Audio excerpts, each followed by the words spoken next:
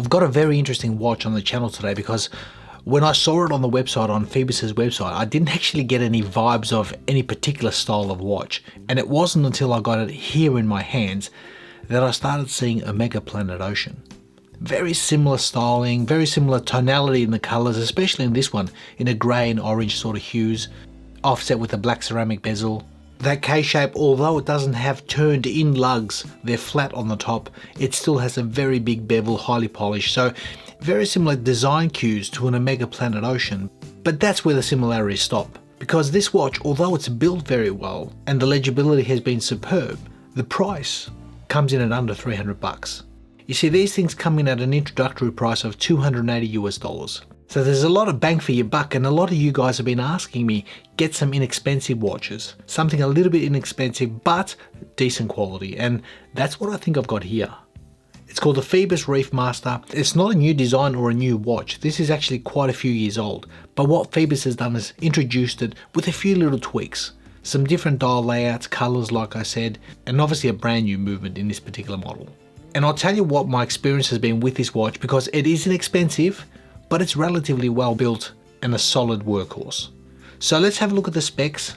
And looking at the case dimensions, I measure a case diameter of 42mm with a lug to lug of 48mm. The height to the top of that double dome sapphire crystal is 14.1 with a lug width of 22. Now that crown is a 5.8mm screw down crown with an embossed logo. The watch features 200 meters of water resistance, and the total weight on this H-link bracelet sized to my 18cm wrist comes in at exactly 164 grams. And although the watch is 164 grams, ideally I probably could have put an extra link into this just to loosen it up a bit because I'm right at the end, but whatever the case, 164, around 170 grams, that's what to expect for an 18cm wrist. And the footprint, as you can see, it's sitting quite nice. The 48mm lug to lug is lovely, the 42mm footprint, again, very good. The height, the specs say 13mm, but I measure 14.1 to that double dome sapphire crystal. And the comfort, apart from the weight, the comfort has been very good on this particular bracelet. And speaking of that bracelet, as you can see, it drops straight down. So the articulation's very, very good, the comfort. You've got screw pins, a milled swivel, unfortunately just a pressed clasp, a flip lock, and you've got 4 micro adjustments. So the comfort's been good, but the weight, for me, 165, 170 grams, you will feel this on the wrist. And that's where I decided to have some fun. Because I took this watch off the bracelet, I placed it on a generic tropic style rubber strap, and all of a sudden, happy days. Very playful, the orange accents on that dial now just pop. And the comfort factor has been superb. The weight has now dropped down from 164 grams all the way down to 111. So for a 42mm watch on a rubber strap, that's lovely. Very enjoyable. I even tried it on this other vulcanized rubber strap, and again, excellent comfort. I think it just suits. A total weight of 121 grams, and again, that is just superb. So for me, when I saw this watch, when I saw the orange accents and I saw the grey dial, the first thing that I thought of was playfulness and fun. And looking closer at that dial, as you can see, it's a grainy sandwich dial. So the indices, the markers, they've got BGW9 under there, that handset, the bezel, everything is loomed. And the finishing seems to be on a very good level.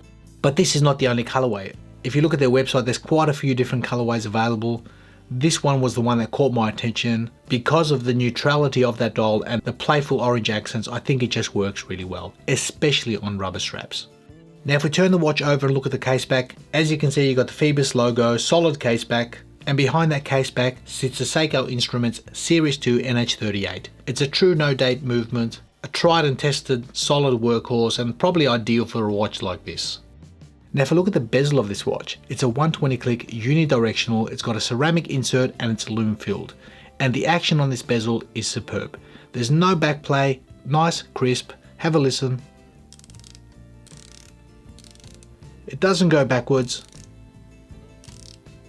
And it seems to line up perfectly. In that regard, well done.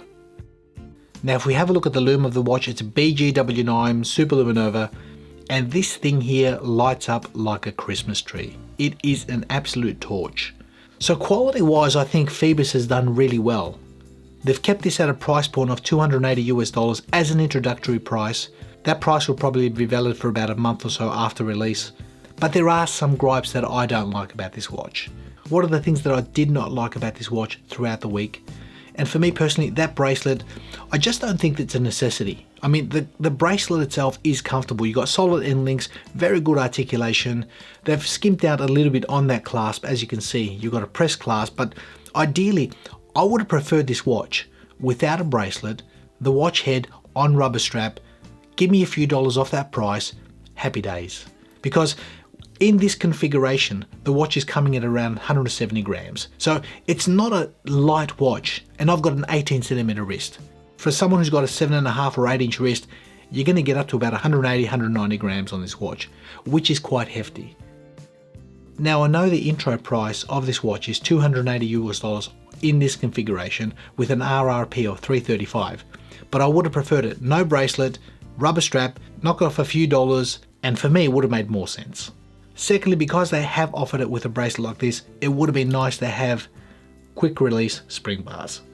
Just for usability, easeability, because at the moment there's no drilled lugs, so it just would have been easier to remove this, swap it out, put some other straps, and when you want to put the bracelet back on, nice easy install, away you go.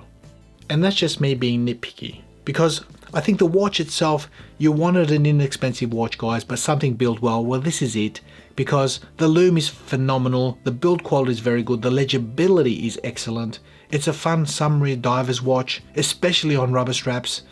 The knurling of that bezel, the crown, they are fantastic. The bezel action itself is again very good. You guys want to see something under 300 bucks with decent quality, this is the Phoibos Reef Master. I'll leave all the links in the description, check them out.